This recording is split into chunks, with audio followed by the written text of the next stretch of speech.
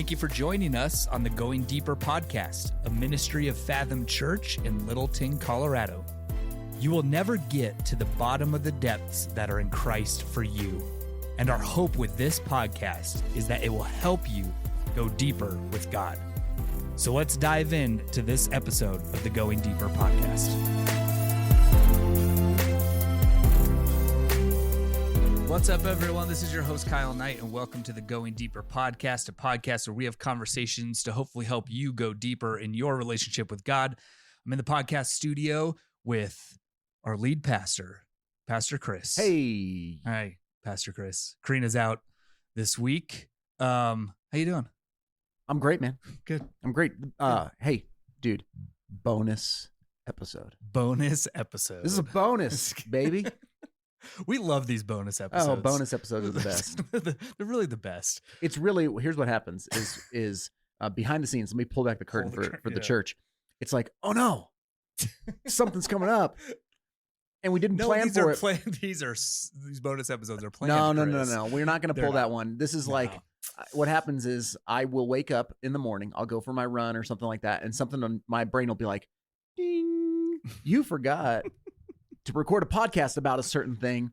Oh, yeah. And then I text Kyle early in the morning and say, hey, dude, let's do a bonus episode. And I pretend like it's really spiritual, but it's mostly just like kind of one of those, oh, shoot moments. I forgot. Yeah. That's exactly how it goes. Real spiritual. Topic today. Hey, we're coming up on Christmas. And so we wanted to talk about Santa Claus. Hey, Santa Claus. The jolly old Saint Nick. So here's the thing, real quick disclaimer. If you listen with kids, maybe mute this one or, you know, kick them out of the car on the side of the road, do something. Yeah. Cause this is, we just want to talk about this as parents, as pastors, but also from the perspective of what we might want to coach families on when it comes to Santa Claus and Christians. Yeah, exactly. I think that was a good disclaimer. There you go, disclaimer. So there you go. There's your disclaimer. Earmuffs. So we're going to talk about Santa and sort of this tradition of during this time of year, but really, like, from a Christian perspective, how do we deal with this? Should we celebrate kind of Santa? And really, to me, it's kind of all that comes with that. But yeah, this might sound a little similar to our Halloween podcast as well. Yeah. But Chris, let's start out with this. We kind of always start out with this when we talk about sort of traditions and holidays. What was it like growing up in the Martin household with, I mean, that's a big question, but with maybe Christmas and Santa specific? Yeah. So, I mean, if you're a part of the church, you mostly know that I was not raised in the church. And so that's, we did Jesus because we were as Christian as we were American, you know, like that's just kind of, right. So we did Jesus, but it was more of an afterthought. Christmas was about Santa. Christmas was about cookies. Christmas was about the tree. Christmas was about presents. I mean, that's what Christmas was about. Mm-hmm. We would go to Christmas Eve service at the church, but that was the only time. We'd go Christmas and Easter. So this was really, Christmas was Santa for me. Mm-hmm. And I believed in him, and I bought into it, and I watched the shows, and like I don't even remember when I stopped. Right. But I was all in on that. Mm-hmm. So yeah, I mean, I would imagine that's a similar story to many people who aren't raised in the church, that like if they do Christmas, they do Santa. They just kind of took the entire, you know, TV special advertising consumeristic version of Christmas and just said, that's what we're about. So I don't know. What about you, bud? Being raised in the church more? Yeah. I bet it's a little different. It's a little different. Being raised in the church. I mean, my parents were very good at the most important thing. Christmas time was celebrating the birth of Jesus. And we, you know, it wasn't just we're going to church on Christmas Eve, even though we did. And sometimes it would be I think like multiple services just because we would go to, the early Christmas Eve service with all the animals and everything. And You then guys had animals? we did have Whoa, animals. baby. Yeah, I know. And then like, as we got a little bit older in our teenage years, we'd come back for like the candlelight 11 p.m. service, whatever it was, Okay. to be with our friends. But yeah, so it was very, I mean, my parents were and still are very strong Christians and raised me and my siblings that way of making sure that we knew and remembered that like what this time was about, what the season was about. We also did, and I'm going to say like we also did the Santa thing. We really also did, I'm putting it in quotes, like the whole kind of like what you said, just the Christmassy tradition sort of things that we're sort of used to. So it was kind of like a both and sort of thing, but it wasn't the Santa piece and the reindeers and like all that kind of stuff wasn't, my parents never like magnified that. They never, it wasn't, there weren't any times where it was only about that, where we really like sat down and talked about, Santa, like making like Santa lists or anything like that. I don't remember ever doing those kind of things. But I remember that like, I think we all like, yeah, we believed in Santa. Yeah.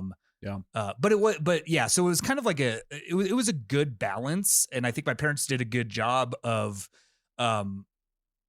kind of making the Santa piece and all those other things that come with it just sort of like a fun piece to the year for us little ones. I don't remember when I stopped believing in Santa, but I don't remember any of us having a like huge reaction to it because it was just oh, okay. Like my parents didn't make it the season all about Santa and all about those other things. They were around, but yeah, it was, we were raised in a home that it was like, hey, this, like, we're going to celebrate the birth of Christ. Yeah. And so that's cool. A little bit of a mix, I guess. Yeah. Coming from a Christian household. So our big question here today is, and really, I mean, it's kind of like our only question. It's like, what do we do with this Santa thing nowadays? Well, I get questions from new parents specifically on this. Not overly frequently, but enough each year that it's like, okay, we should talk about it.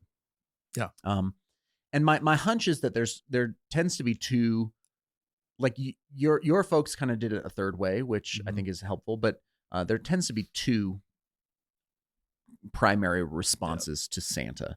And one is, we're going to do Santa. Like, we're going to do Santa. And in some ways, the moral, ethical piece for a Christian maybe isn't so much, should we do Santa and Jesus? Like, I don't think that's the problem. The question more around for a Christian is, am I lying to my kids? Right. If we do Santa? Yeah. Right. It's not so much like I don't think we would have many problems with people in our church who are like, no, we're not going to do Jesus. Right. Like, that's not it's not like, do I do Santa or Jesus? Sure. It's like, can I do Santa and Jesus, or is that incongruent with my faith? So really that seems to be the two camps, is like, am I going to lie to my kids and do Santa and just kind of say like, yeah, he's a thing? Or am I not going to lie to them? I'm going to be a truth teller, and just tell my kids from an early age, hey, we do Jesus, Santa's not real. Like, what's that feels like the kind of two camps, as it were. And then I do want to also say this. I think this is a matter of conscience. So similar to Halloween, we talked about that. Excuse me. There are things in our faith that are what we call matters of conscience, as in the Bible does not explicitly prohibit or forbid or or even accept certain things. And so this would be one of those things where we would say, I think you can be a confessing, Bible-believing Christian and not want anything to do with Santa. And I would also say that there's probably a way to do Santa that is appropriate and that celebrates Christ, right? That is not incongruent with your faith. Though I would probably say stay away from lying to your kids. Right. That's, That's a big one. So with that said, with this, like, Mhm. hey, it's a matter of conscience. Mhm. How could a Christian handle this? Yeah. And I would say there's probably a third way, as Mhm. opposed to just like blatantly lying to your Mhm. kids. Like, I wouldn't do that just by matter of conscience. Yeah. Like, I wouldn't just be like, yeah, Santa's real. Mhm. Maybe not. But I would handle Santa in the same way I would handle many other imaginary things. So let me give you an example. Mhm. 2 years ago during my sabbatical, we took Harper to Disneyland. So Harper at that point had just turned 7, so she was like 6, right on the verge of 7.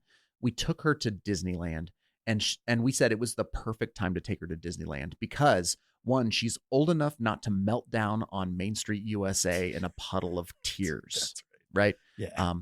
But two, she's still young enough where it's very magical. Mhm.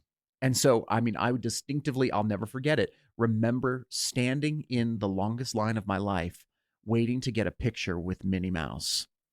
Harper turning to me and saying, Dad, this is the most important picture of my life. I mean, Yeah. it's classic. It's classic. But she really thought Yeah. that was Minnie Mouse. Now, as a truth-telling Christian, Mhm. I know the difference between the truth and imagination. Did you break her heart? I did not. Oh, okay. I did not. There you go, Chris. But there is but we do talk about Yeah. using our imaginations. Okay. Mhm. And so there is something about Mhm. leaning into that I think is okay and Mhm. innocent. All the while not lying. Yeah.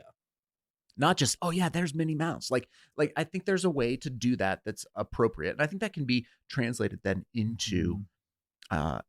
into Christmas, into the Santa conversation, where I think you can say, I mean, there's lots of ways you could take it. You could say, yes, Saint Nicholas was an actual historical figure in Mhm. like the 4th century. And we can talk about, you could talk about him as a historical figure that has become a myth Yeah. and a legend. Like, you could do that. He liked to give gifts to I mean, the poor, you I can do think. that. Yeah. You can Yeah. also handle it in terms Mhm. of like, yeah, we like to believe and pretend and Mhm. imagine things, and like those are fun things to do. Mhm. You can also even say, like, if your kid is too young in your estimation to be told that Santa isn't real, but are asking questions like, does he really exist? Mhm. You can also just, I mean, this might be a cop out, and some people might not like this idea, but like, you can say there are some things about Santa that will tell you when you get older.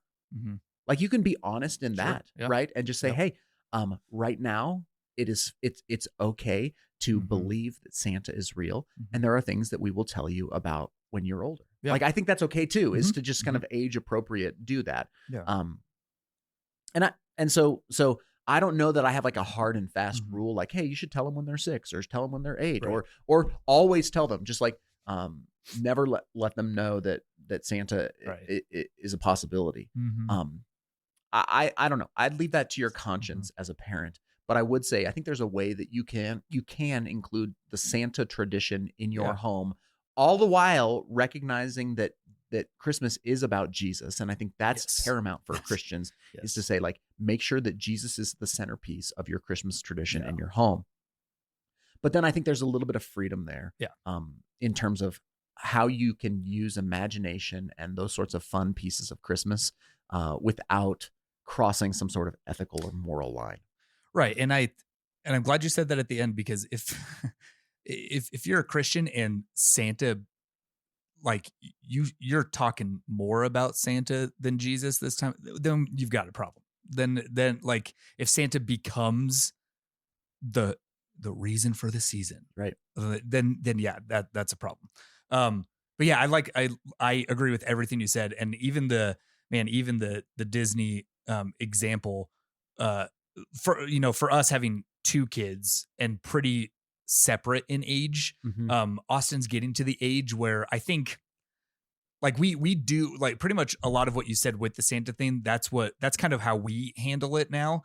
And with Austin now, I think he is close to the age of, not believing or anything Right. like that. Right. He's never really asked. We just to him, it's not a huge deal. Right. But also with like the Disney thing as an example, we've been there a few times, and now he's at the age that even when we see that kind of stuff on TV, like he'll see like a Mickey Mouse or anybody in costume, and he'll say, "Dad, that's just someone in costume." And I say, "Yeah," and it's one of those things. I'm not going to lie to you because first of all, you're old enough to know that. Second of all, your sister's also next to you, but I always kind of say to him, "Yeah, right, I get it," because his sister sees Elsa up there, who's just in a dress, and says, "That is Elsa." And right. Austin knows again, that's not Elsa, is it? Yeah, because Elsa's a cartoon. Right. Well, but I think that distinction between fact and fiction is really important. Yeah. And let's not diminish the value of fiction. Yeah. Okay. Like story. I mean, and so just so that, my Christians don't get all huffy about this, C.S. Lewis. Yeah. J.R.R. Tolkien. Both of these Christian men dabbled in deep fiction, deep imagination, right? Aslan's not real. That doesn't mean that you can't enjoy the Chronicles of Narnia. But listen, I'm sorry, I'll break some hearts. Aslan's not a real lion, right? I mean, it's true. It's Narnia's not real. Wait a second. Narnia's not real. Just like man. Santa. Just like Santa. So I think you can handle imagination and fiction with your children in a way that gives credence to the purpose of imagination and of story and things like that. But delineating between that and, hey, the reason why we celebrate Christmas is because Jesus was born. God came to be with us. And I think that's a huge distinction to make. And that's why I would just, again, encourage Christians. I'm so thankful that you made the Advent guide that you sent out to our families. I mean, my family is doing that. Harper's doing that. Like Harper, she if we were to sit her down with a mic and just be like, hey, what is Christmas about? She would be like, it's about the birth of Jesus. She knows that. And she likes the shows. She likes Buddy the Elf. She likes the things, the Christmas stuff. And I'm letting her play in that world. Now, if she were to ask me point blank, is Santa Claus real? I think I would probably say there's a historical figure named Saint Nicholas. I would kind of explain some stuff. And there is tradition and myth that's kind of grown out of that over centuries. I mean, centuries. And I think, she's now 8. And so if she asked me that question point blank, I think she's at the age where I would say, so yes, he did exist. And no, he doesn't exist except for in our imaginations now. But that's okay. Like, I think I would have that conversation. Now, if she were 3 or 4, I might say, well, I'll tell you when you're older. And I think that's okay too. It's okay to protect their innocence a little bit in that.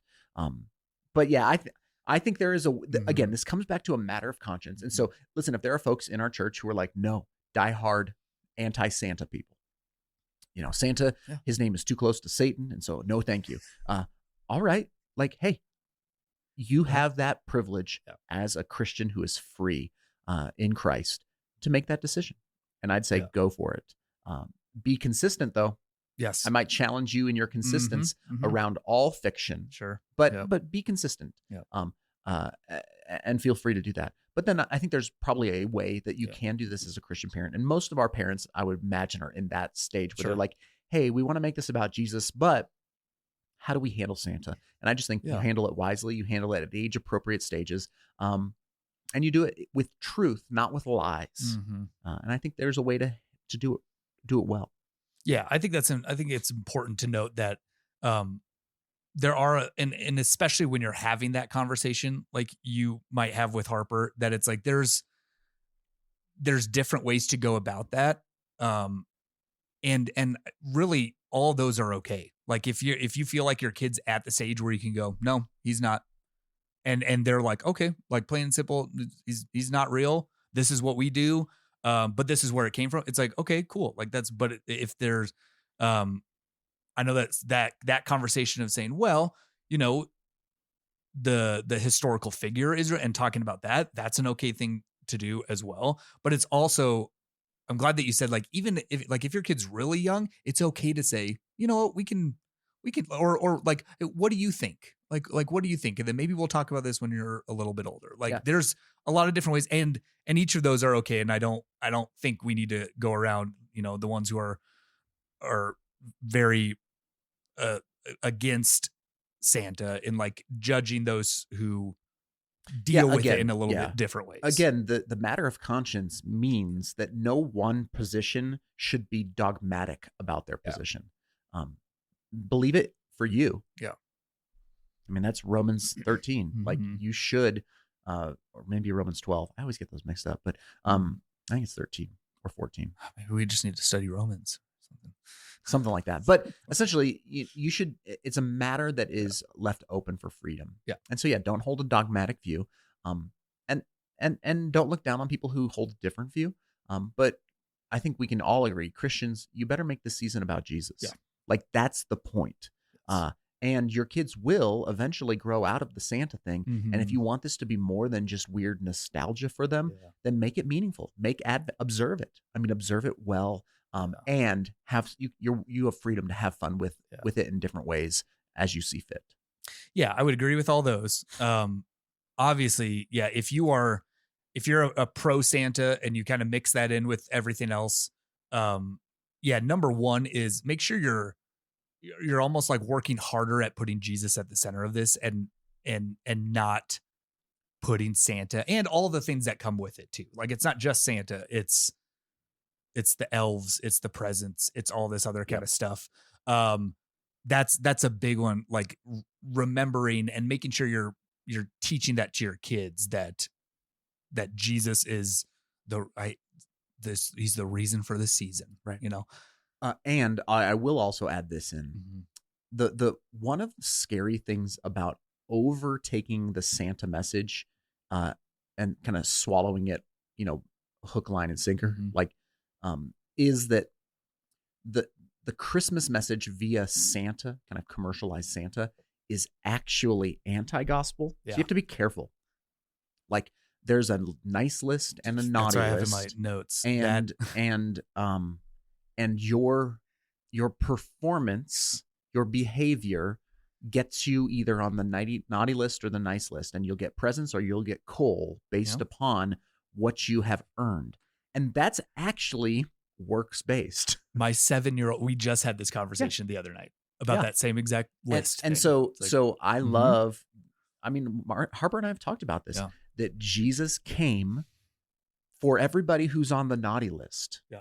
I mean, the reality is we are all on the naughty list. That's the thing is we all deserve coal in our stocking. And and I mean, that sounds a little kitschy, but listen, with your children, that's a real easy link to begin to help them say, oh, the gospel is that Jesus came even when I don't behave the way that I should behave, he came to save me from the consequences, from the coal in my stocking, as it were.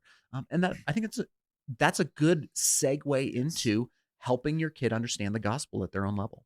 Yeah, I think you need to be aware of the different pieces of Christmas and the Santa kind of thing that do send that message of like, hey, this isn't that's not how it goes. But also not to be careful not to just dismiss that and just be like, oh, it's totally fine, naughty and nice. They don't really know. But no, have those conversations with your kid. Cause my 7-year-old brought that up with me. He's like, is it really naughty? Am I being naughty or nice? Like, oh my gosh, I'm going to get, and it's it was a perfect conversation that we got to have about that. And you're right. It literally goes against the gospel message.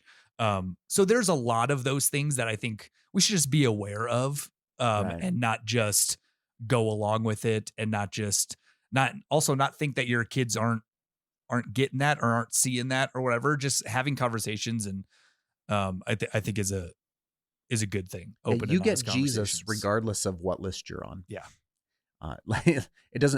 Jesus is the gift to you, even if you have been bad all year, that kind of thing. The other thing that I think, and this is lesser of an issue, but I think it's a prevalent issue in modern views on Christmas. And it's this, there is no such thing as the naughty list. Like, oh, all the kids are so good, so you get presents no matter what, which is actually a weird little universalism kind of pitch. I don't want to over theologize. Everybody wins at church. Theology in this, but there is this well, you've been okay. You've Yeah. been a good little boy.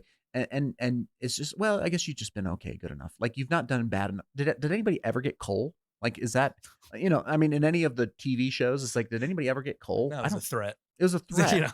Yeah. But it also was like, well, what you do doesn't really matter. You're going to get Right. the present Yeah, anyway. yeah. And that's not the gospel either, Mm-hmm. right? Like, you have to receive the gift of grace through faith. Yeah. And so I think these are all like easy entry points for Yeah. families in family devotions and times Yeah. with your Yeah. children, talking about the reality of the gospel and who Jesus is. So yeah, again, commend people towards that sort of edge to the Christmas season. Yeah. And I would say even just some advice for whether you're brand new parents or, you'll be parents in a few years or something like that, just this whole in putting Jesus first, obviously above all this other stuff in this season. It's really easy nowadays to celebrate Santa. Like, it's super easy to do that stuff. It's everywhere. But put in the work to be like, you know what? No, like what we believe in is we believe that Christ was born at this time. And so I think just the way with our culture goes, it's easy to fall into that and just be like, yeah, Santa and all that kind of stuff.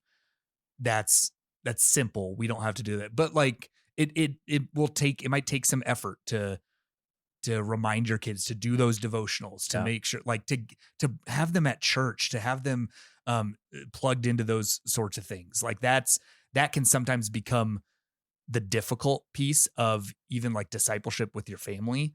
But it's like, just do those things and just do those things, because the other piece of that can be super easy to just say, yeah, I'll let the culture, all that kind of stuff. We can do that. That's fine. And we might say, we said this with the Halloween episode, but I think there's a difference between celebrating and participating. Yeah.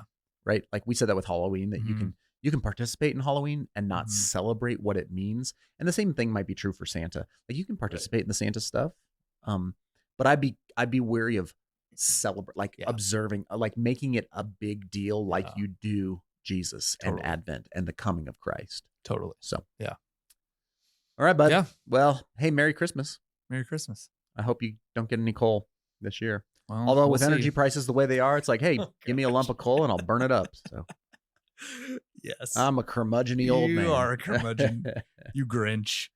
Awesome. Merry Christmas, everyone. Hopefully you enjoyed this little bonus episode. We love you. Hopefully we'll see you at Christmas Eve services, and have a good one.